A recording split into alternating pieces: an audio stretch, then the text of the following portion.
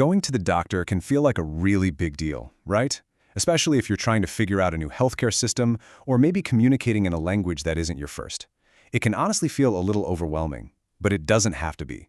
We're going to break it all down into simple, clear steps, so you can walk into your next appointment feeling totally confident and prepared. And just so you know, all this great information we're sharing today comes directly from the Health Fluency Project. They're a fantastic resource dedicated to making health info super clear and easy for everyone to understand. So we've broken everything down into 4 easy sections. First, we'll talk about the official stuff, your paperwork. Then, we'll get into your personal health information.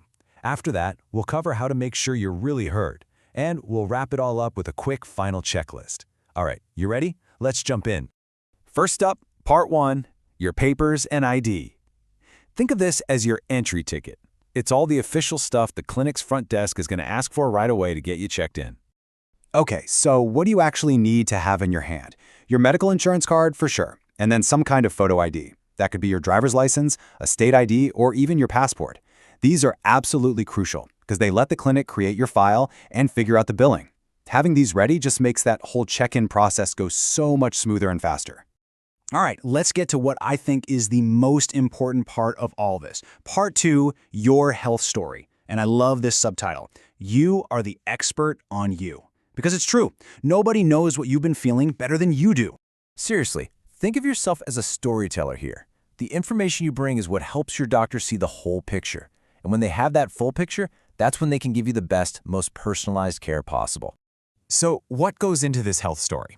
Well, first, a complete list of everything you take, and I mean everything. Of course, your prescriptions, but also things you buy at the pharmacy yourself, like pain medicine. And yeah, that even includes supplements, any vitamins you take, herbal remedies, even things like eye drops. Your doctor needs to know about all of it.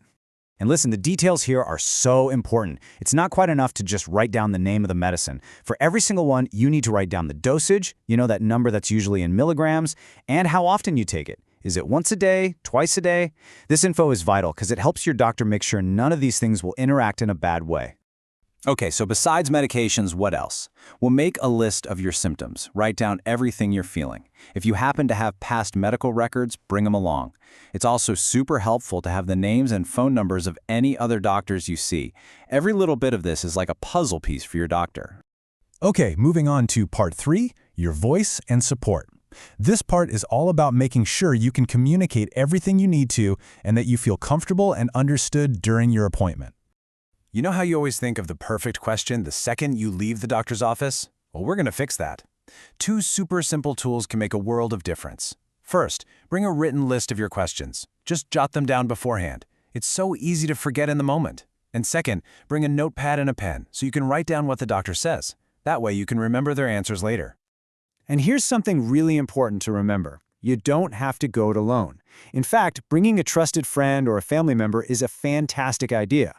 They can offer comfort, be a second set of ears to help you remember things, and just be there for support. Now this next part is huge, especially if English isn't your first language. The source says it perfectly. You may choose to bring an interpreter you trust if it helps you feel more comfortable. However, the hospital will provide one for you too. Let me just say that again. This is your right. You can bring someone you know, but the hospital or clinic is required to provide a professional interpreter for you for free. So what's the difference? Well, a family member or a friend is amazing for that emotional support, for just making you feel more comfortable. But a professional medical interpreter? They're trained to translate all those complex medical words accurately, making sure nothing gets lost in translation. Both of these roles are super valuable, and you can absolutely have both people there with you. Phew! Okay, we've gone through a lot, right? But look, you have all the pieces now. You've got all the tools you need, so let's just pull it all together into one final, simple checklist. You ready for this?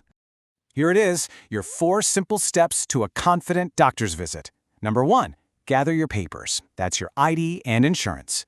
2, write your health story, your meds, your symptoms.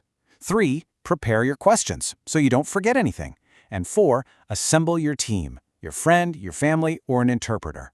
See, it's really that simple. So as we wrap up, I want to leave you with one last thing to think about. You've done the work. You're all prepared. You're ready to walk through that door. So what's the number 1 most important question that you are going to ask your doctor at your next appointment? because being prepared, that's the first step to really taking charge of your own health.